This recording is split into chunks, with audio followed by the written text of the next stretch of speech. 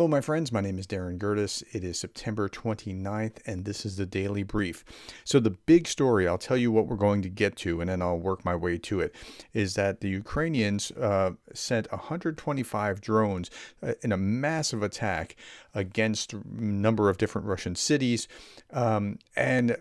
The Russians did their due diligence. They shot down 125, but debris caused fire in a number of these places where missiles and missile launchers and other ammunition were held.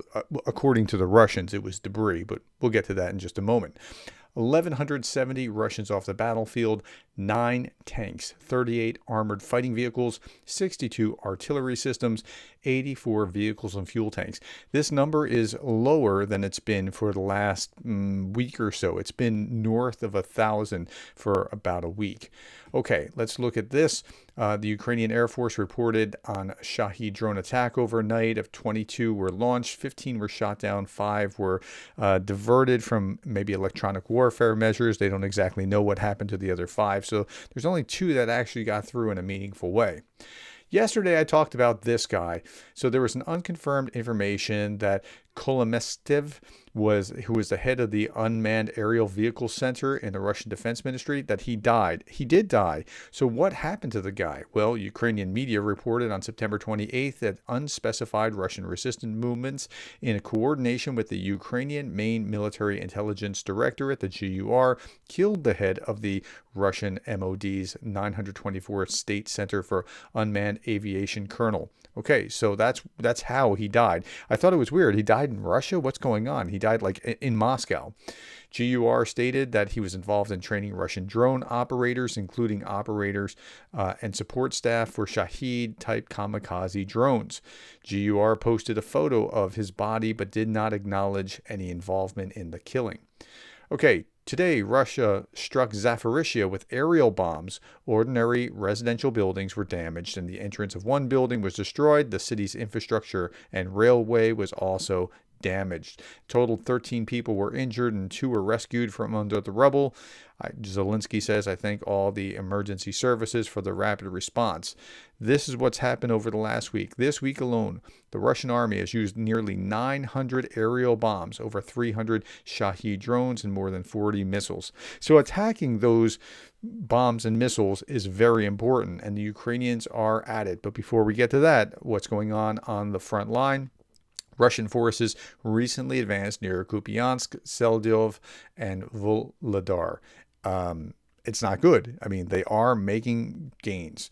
Russian forces also recently marginally advanced near other cities as well. Okay.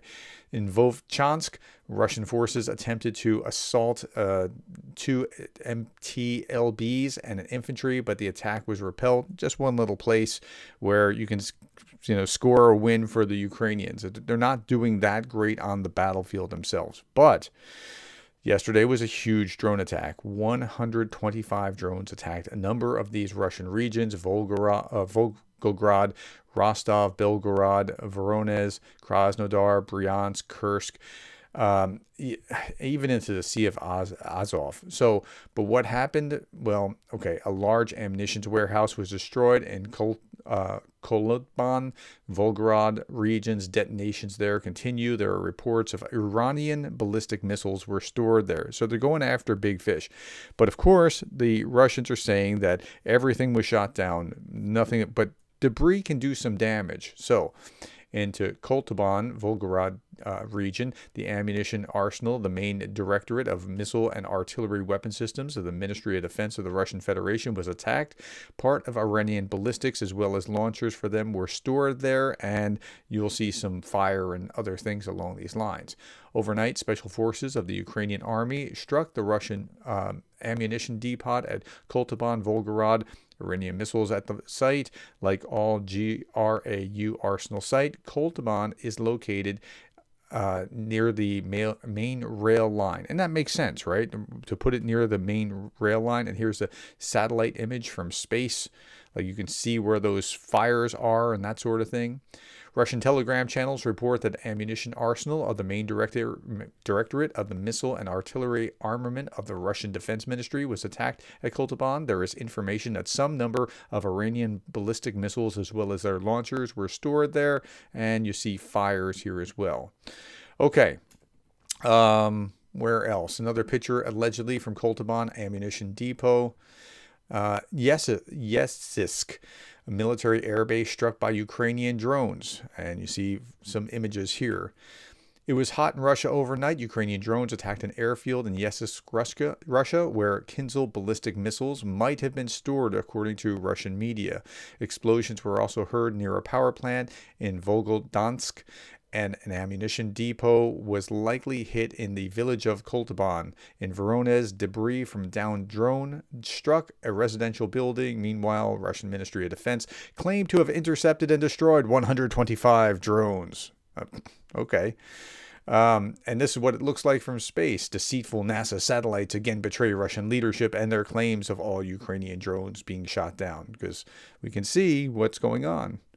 Drones attacked Russia's Rostov Oblast, Voronezh Oblast, and Yesisk, an ammunition depot in Koltaban, Rostov, and was allegedly struck in a series of drone attacks. Fire in Rostov region, sparked by a drone crash in Melnytsky district, has spread over 20 hectares.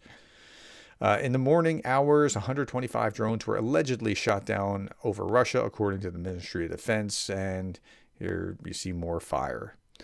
Okay.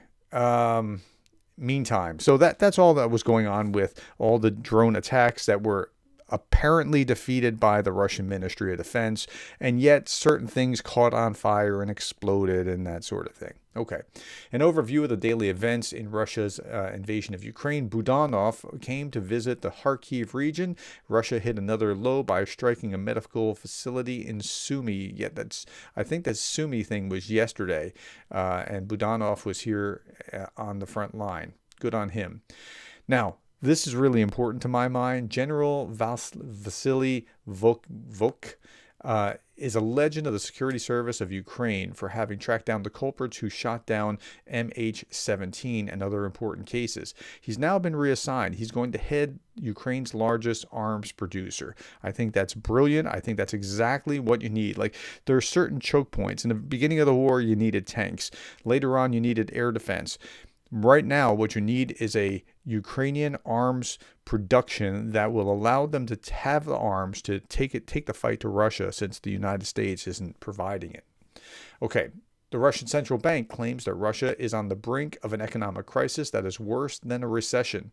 Russia faces stagflation, in which economic growth slows down, but the prices for goods continues to rise.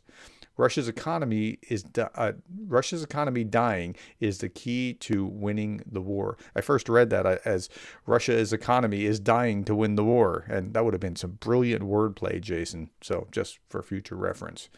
Okay, Darth Putin, don't exaggerate. Why he's exaggerating? Let's read this.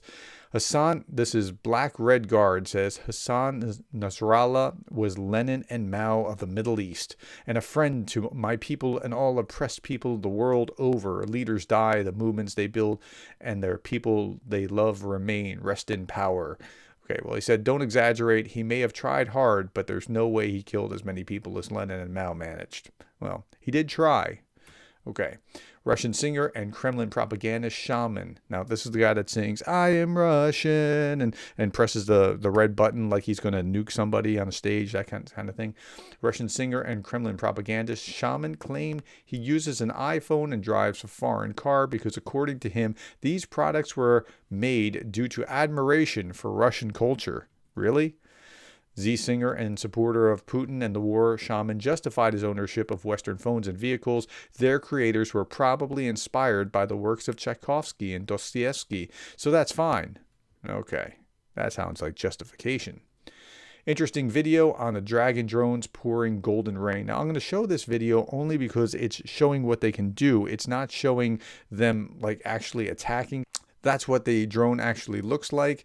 And when it's raining down fire, it is something like, that's not fire, it's thermite. And when you see it in action, it's pretty devastating. Okay. You know my love for drone-on-drone warfare. I find it fascinating. Here is some Ukrainian drone destroying Azala. Wow. And finally, my friends, I highlight a number of fundraisers. I engage with Greg Terry and work with him. We just delivered some armored ambulances. But here is the European Resilience Center Initiative Center. Their fundraiser just the other day.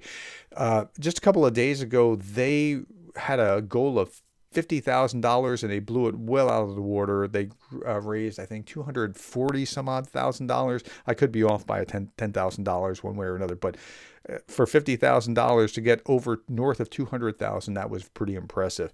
So there are multiple fundraisers going on. NAFO I highlighted yesterday, and we need to give more time and more attention to Pete's initiative with Project Tatiana, which is now up to 120. It's not going very fast, but this was Pete's last campaign, and his goal was 320,000. We need to give that a little bit more time and attention because it's for a great cause. Thank you for your time, my friends. Thank you for the likes, the shares, and the subscribes. And thank you for being the kind of person that cares about Ukraine.